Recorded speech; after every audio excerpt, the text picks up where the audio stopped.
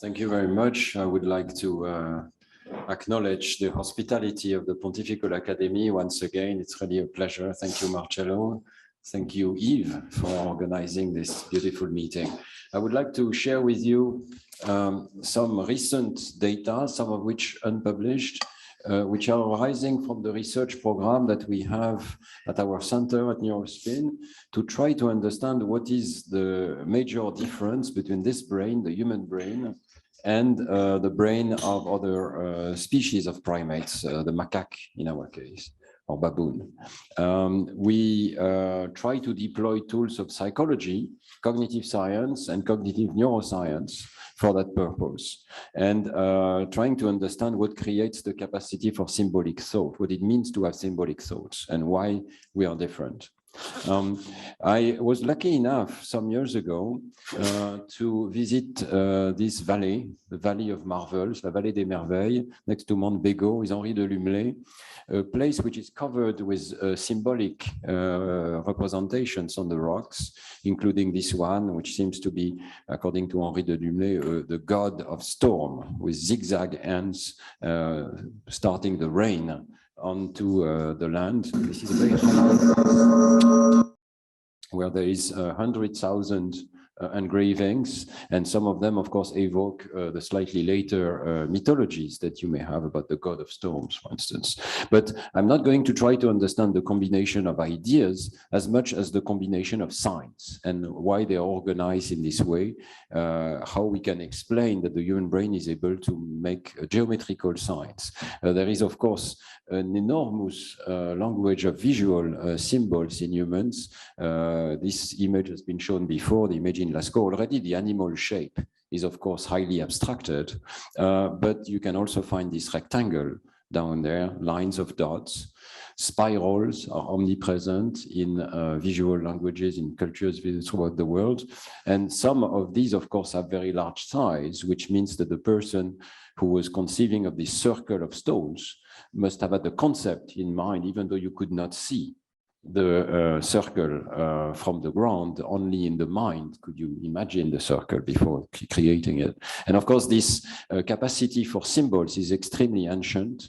Language does not fossilize, but the traces of these humans have remained. So this visual language remains. We have, of course, the ochre from South Africa, the zigzag pattern, which was mentioned, which is prior to sapiens, presumably Erectus, and the bifaces, which involve symmetries and regularities, such as spheroids and so on, that can be quite ancient. So it seems that humans have had the symbolic ability, but how can we study it and how can we define it?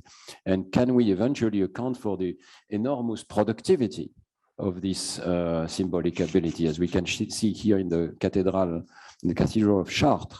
The plan, the windows, the floor, the decoration are all full of geometrical signs. And of course, there is an explosion of complexity, there is an explosion of cultural diversity, but there is also cultural convergence. For instance, the topic of the zigzag becomes the topic of the maze, the labyrinth, which you can find in Chartres, but also in many, many different cultures. So there is diversity as well as convergence.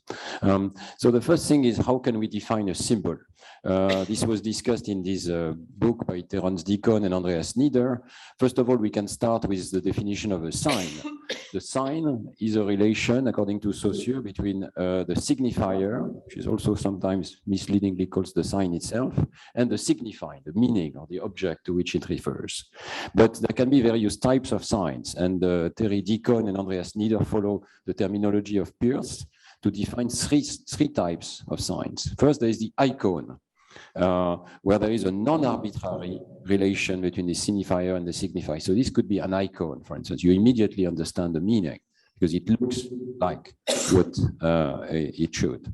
The second level is the index, where there is a one-to-one relation between an arbitrary label and a meaning, but the labels are isolated. They are not necessarily linked into a combinatorial system. For instance, these signs. Okay. Or the number on a bus. There is no arithmetic relation between bus 63 and bus 62. Okay. So what we mean by symbol is something more than that. A symbol is a system of signs which are linked in both directions. That is absolutely crucial. So it goes both ways, from meaning to sign and from sign to meaning, and also to each other. So as you can see, the typical example is the system of arithmetic, where you have a complex system of signs, but the relation between the symbols is isomorphic to the relation between the objects. So you can compute using the symbols, and you can get a result which applies to the actual referred meaning. Okay. So the key points in this definition is bidirectionality and a system of combination, not just one sign or one index, but a system that combines. So what can we say about animals versus human brains in this respect? This is a very coarse summary, but there have been, of course, a variety of language learning paradigms in animals, not just primates, by the way, but also dogs or parrots and dolphins. I've summarized a few here. But I think the general conclusion, these animals can be extremely gifted. So you see here the video from Matsuzawa showing that a chimp is able to master the Arabic numerals and to point to the Arabic numerals in order. But this is misleading because the evidence is that this is only indexing. The animals have learned the one-to-one relation between one index and a particular quantity, for instance, or a particular word. It can be a large vocabulary, up to 350 signs sometimes, but there is no system of syntax. There is no combination. We can discuss that, but this is the current conclusion from many different labs, that there is no capacity to form sentences out of this. There is just a capacity to point. It's a pointer, it's an index, okay, not a symbol. And we have evidence for that in the lab in this interesting concept of reversible association. In humans, if you learn that this picture is called Bunyunyu, which is an arbitrary label, you learn that it works in the opposite direction as well, right? It works both directions. Well, we believe that primates don't do that, other primates. So how can we test that? We can present the picture and the wrong label after you've learned this one, and you will have a surprise reaction, and your brain will generate a surprise reaction in various areas because the wrong label was used. But we can also do it in the opposite direction, and for the first time, if we present you with the word and a congruent picture or an incongruent picture, we can ask, does the brain react to the incongruent picture for the first time, even though it has never seen this order, okay? We can in the lab, so we can contrast canonical order versus non-canonical order, if you wish. In the lab, we can scan humans and monkeys with the same technique of fMRI, functional MRI, and we can easily see that the visual and auditory areas are activated in this paradigm. So, for instance, in the auditory cortex, you can see earlier activation when the auditory stimulus is first and the visual second compared to the opposite order. And it's very similar. At this perceptual level, the activation is very similar in humans and in monkeys. But when it comes to the symbol, it's very different. In humans, we get reversible congruity effect. So humans create this huge reaction of brain activity to the incongruent picture or to the incongruent label in both directions. It's reversible, and it occurs in all of these areas in green, where you have the conjunction of the two directions. And you can see this is inferior prefrontal cortex, middle frontal gyrus, the anterior insula, the superior temporal region, the angular, just a very large network, bilateral, by the way, which is involved in reversing the symbolic association. Monkeys have nothing like that. They can learn in one direction. They do learn the association, the index, but they don't reverse the association. Okay. And there is a variety of data in the literature to support this idea. I think this is the first imaging data. So the human brain has developed a network that is able to learn symbols in both directions. But I want to speak also about this key property, which is combinations. We see it all over the place in human cognition, not only, of course, in language. Language is the epitome of syntactic combination of symbols, but we see it, in fact, in music, where there is not necessarily meaning, but there is a syntax, there is a sort of language, and we see it, of course, in mathematics. So here are my hypotheses. And I will try to support it with some data. The first is the idea that humans are characterized by their capacity to combine discrete symbols into nested structures that have a recursive organization. That this ability is specifically human, and that it allows children to create new concepts by recombining the existing one into novel expressions. For instance, we can create the concept of a quadrilateral. It's one concept, but it groups together a little phrase that says it's a four-sided figure. It brings number and shape together. Okay, a square would be a quadrilateral with equal size and equal angles and so on. So I believe that this is what happened when a human created this beautiful biface. That the human had in mind, I'm going to make something with two lines of equal length touching a circle, something like that. Okay, and that requires a sort of language of thought, language of geometry. The same thing happens in the domain of spoken language, where you can create combinations of words. This is, of course, very familiar to linguists. So a sentence is not just a string of words, but it's a tree structure where you have a noun phrase that is the subject of a verb phrase and so on. You have combinations of combinations of combinations in a recursive manner. So the idea is what we call understanding in humans consists in compressing a mental object, which can be linguistic, musical, or mathematical, into a minimal, abstract, symbolic structure of this kind, a tree structure in the mind. And one trace of that is that the complexity for memorizing, for instance, a structure is determined by the minimal description length in this language of thought. So if we can compress the information using this language, we have better memory. I will show you examples of that. But the key point I would like to stress also is that it's not just one network. It's multiple, distinct, parallel brain circuits that all have this ability to represent symbols and to have recursive combinations. So it's a distinct network for math, for music, for mathematics to a large extent. These ideas are, of course, very similar to what has been proposed by Hauser, Chomsky, and Fitch, the idea that recursive merge is at the core of the language faculty. Initially, they really were focusing on language, but in a later paper, Tecumseh Fitch proposed the dendrophilia hypothesis, which is the idea that recursive tree structures are omnipresent in human cognition, not just in language, but also in music, in math, in science, in tool making, when we make combinatorial tools, and so on, in theory of mind, and so on. So how can we test that? Well, we need extremely simple experiments. So I would like to apologize for the simplicity of these experiments, which have nothing to do with the complexity of language, but I think they go to the heart of the subject. So here is an experiment that we can have a 5-year-old do. You just look at the screen and you're told that there is a fish, and the fish will hide in the different ponds, and you have to predict where the fish is going. Let's try this on the screen.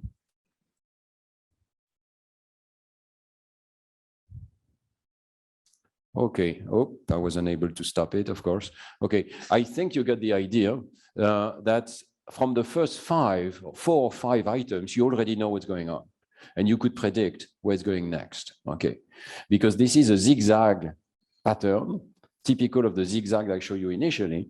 And you are doing something quite extraordinary here. You've not even seen a full trial. You've seen only the first 4 or 5 items, but you already know what's going on. So it's not even one trial learning, it's half of a trial learning, right? We have shown that in order to describe what's going on here, you need a language.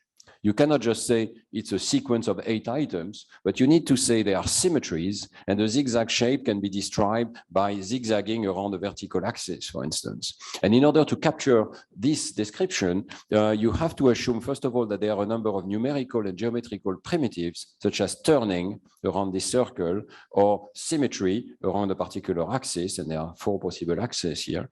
And then you need something like a program, a recursive rule that says I can repeat some of these with variations. So the zigzag is I repeat 4 times, that I repeat 2 times, the symmetry operation, and in the for loop, I change the starting point. So I have these 4 successive symmetries that apply, okay?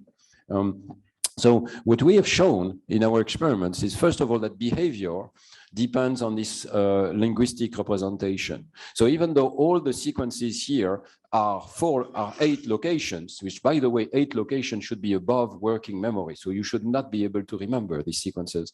Well, you're not able to remember them if they are very high complexity, but as soon as you can compress them using this language, if they are not random, if they describe, for instance, 2 squares or 2 arcs, or zigzag, then you can compress, and the complexity in this language of thought predicts how well you will remember. And then, of course, we can do brain imaging and show that there is an entire network that is modulated by this notion of linguistic complexity. So it is more active for the more complex representations. We can also show, using another type of brain signals, magnetoencephalography, that the brain parses the sequence. So even though it repeats every 8, the brain parses it into groups of 4 or groups of 2, according to the linguistic description that we are proposing. So for instance, the zigzag is really groups of 2, but the 2 arcs, one arc on this side, one arc on the other side, is two groups of 4. And we can see that in the spectrum of brain responses.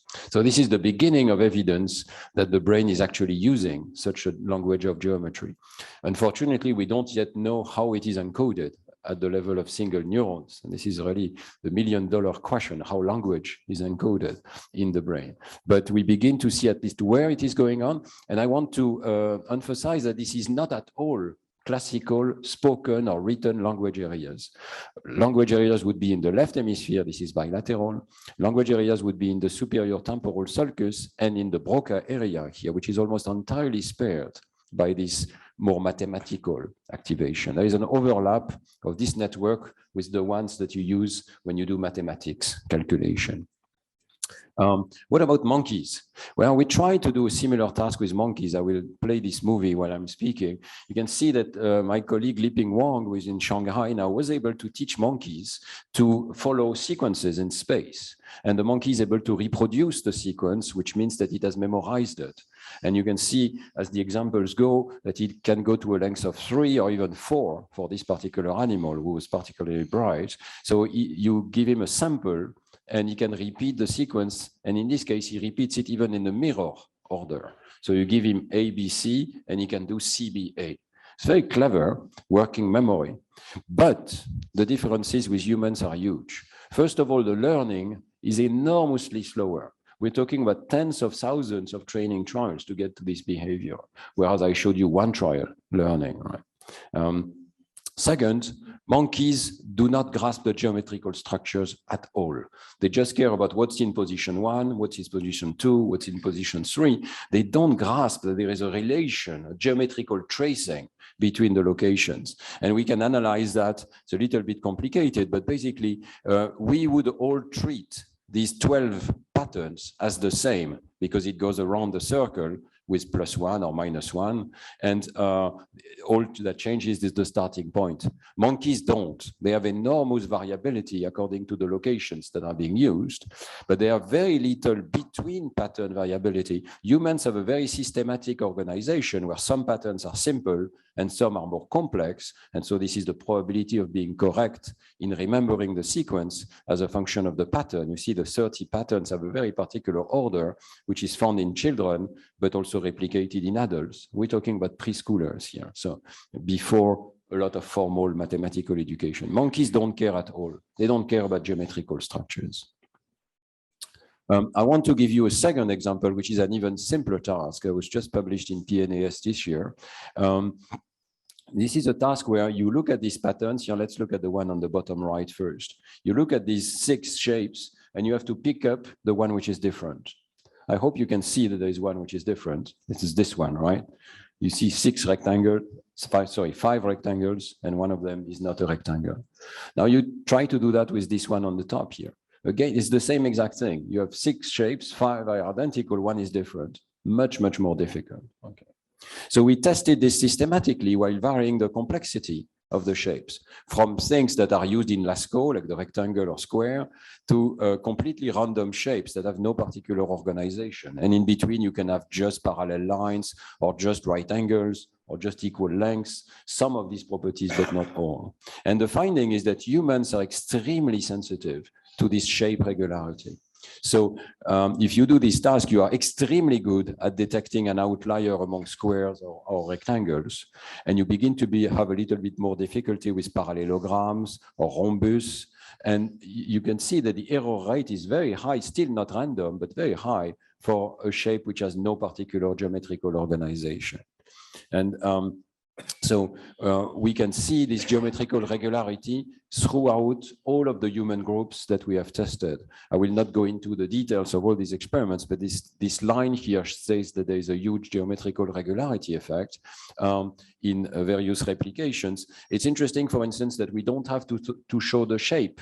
We can just show the sequence, and still we get this regularity effect. But the most interesting is the two groups on the right here, preschoolers and the Himba. This is our best attempt to try to cancel out the effect of Western education, because you could argue that French subjects have had education in geometry, and therefore this is an effect of education.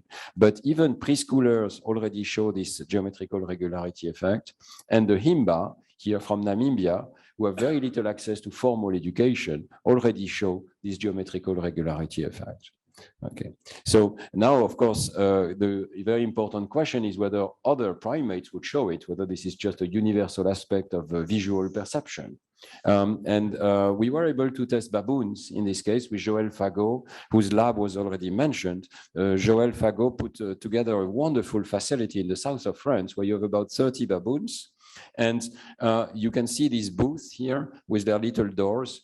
These are essentially testing rooms where the monkeys can enter at any time, 24 hours, and the computer recognizes them and will present them trials on a touch screen. And with this facility, you can get about 1,000 trials of the experiment per day and per animal. So it's a fantastic way to collect behavioral data from these animals in an essentially semi-free environment. So we train them on our task, which is to find the outlier. So here the outlier is a particular flower.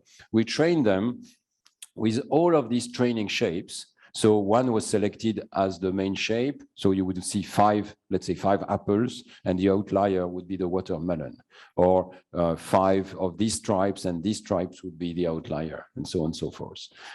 We trained them until they knew the task, which is to find the outlier. And then we showed that they could generalize to novel shapes, such as the ones on the bottom here. And then finally, we were ready to put them on our geometrical task. And the finding was very clear. It's completely flat. There is no effect of geometrical complexity in the baboons. The 3 points here are after training.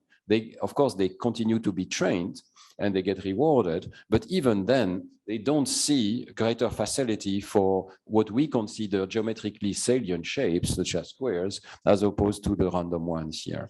And so there is no good correlation at all with what humans do. Okay, baboons and humans are uncorrelated. However, the baboons are massively correlated with each other. And this is what you see here, and also as a function of time. So on the top right, the baboons get more and more correlated with each other. So they do something which is baboon style geometry. What do they do?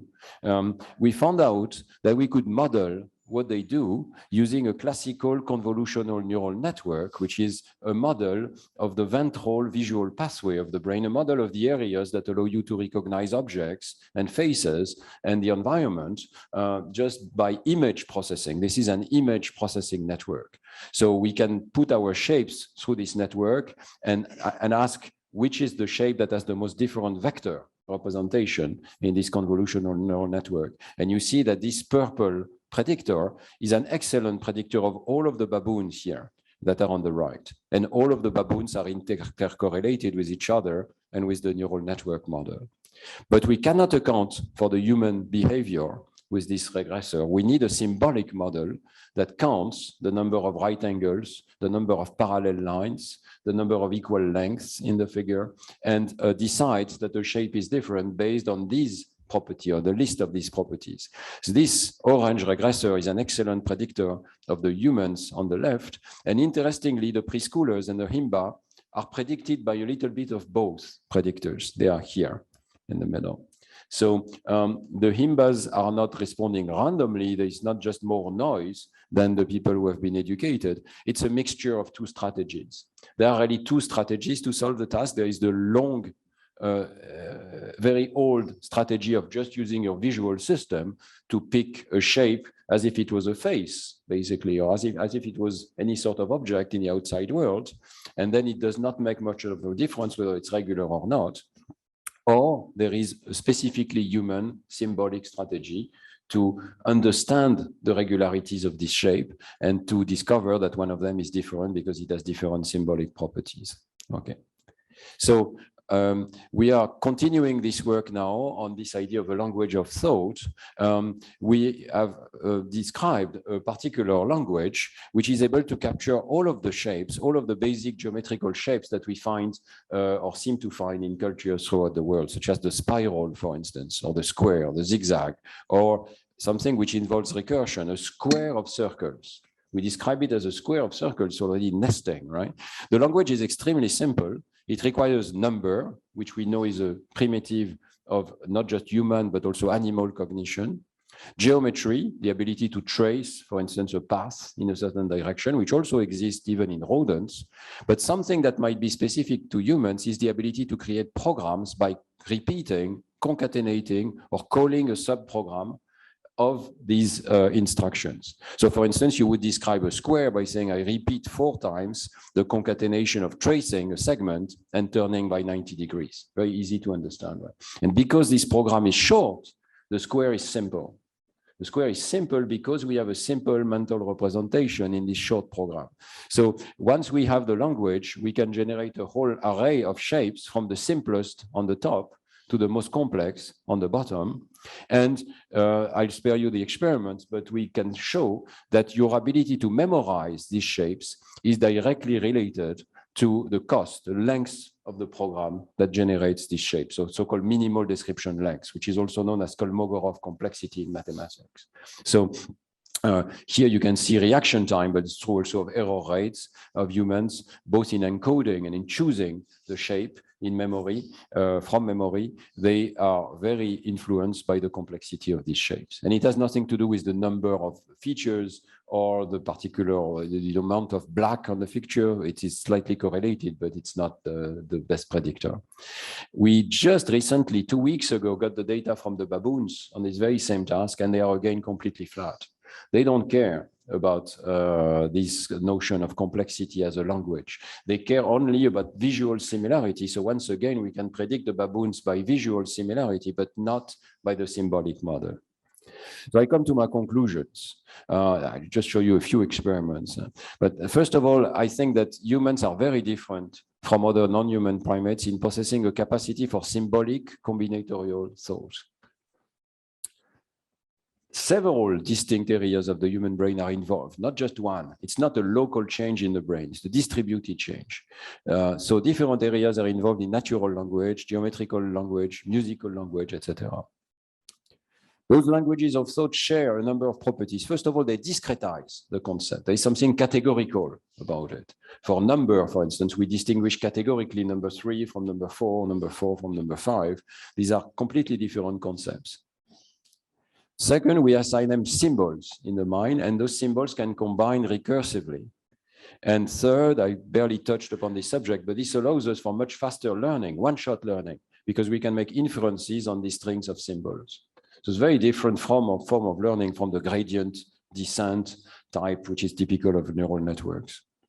I didn't show you this, but we really cannot account for the human behavior with current neural networks, artificial neural networks. We tried all of the variety of neural networks that exist so far, the best ones, you know, GPT-2 and so on. They don't account for this regularity effect. They're not good enough to capture what we call a regularity.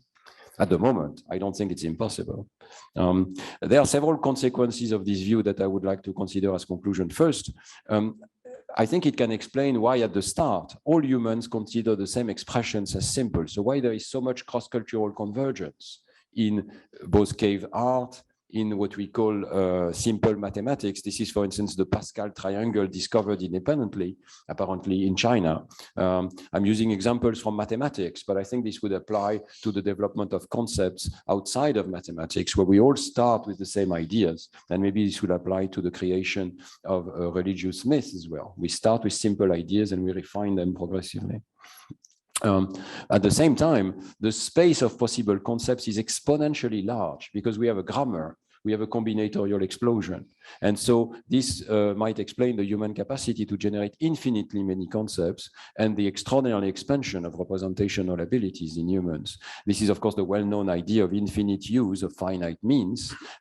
It may explain why we have things like chimeras. I think chimeras are quite specifically humans because they precisely put together two ideas. They are the epitome of this combination ability. So Hydra or chimera, but this is a chimera as well. This is from a demonstration against Trump, by the way, so against the fake news. But you see the square root of -1. The square root of -1 is a chimera. It's a crazy concept. And it was called imaginary at the first time because it's crazy. You cannot take the square root of a negative number. Nevertheless, it is a possible thought, just like Santa Claus in the clouds, right? Or in the North Pole. It's a possible thought that we can have because of this generative capacity. And it turns out that in mathematics, it's extremely productive. Initially, it was not so clear, but progressively, we discovered that we could work with such a concept and it would produce beautiful mathematics and even help to understand the universe. So I think this is quite typical of this extraordinary expansion of representation abilities in humans. And of course, we see that as well in religious science. I've dealt mostly with the surface of science, but I think it's true also of the ideas behind the science. And it shows the importance of cultural evolution and language in order to select progressively, I mean probably across tens of thousands of years, selecting the most useful and the most productive concepts. And that's the last idea I would like to give here is, given this combinatorial explosion, we rely on language, spoken language, to focus the attention and learning on specific domains where it is useful. And I think this is the main role of communication language. According to these speculations, perhaps we first evolved maybe 2 million years ago, according to Yves, or 3 million years ago, why not, a representational language inside each of our brains. And only later was it useful to share with others and therefore develop a communication language because we had interesting ideas and this combinatorial explosion problem to resolve. Voilà, this is my last slide. Thank you very much for your attention.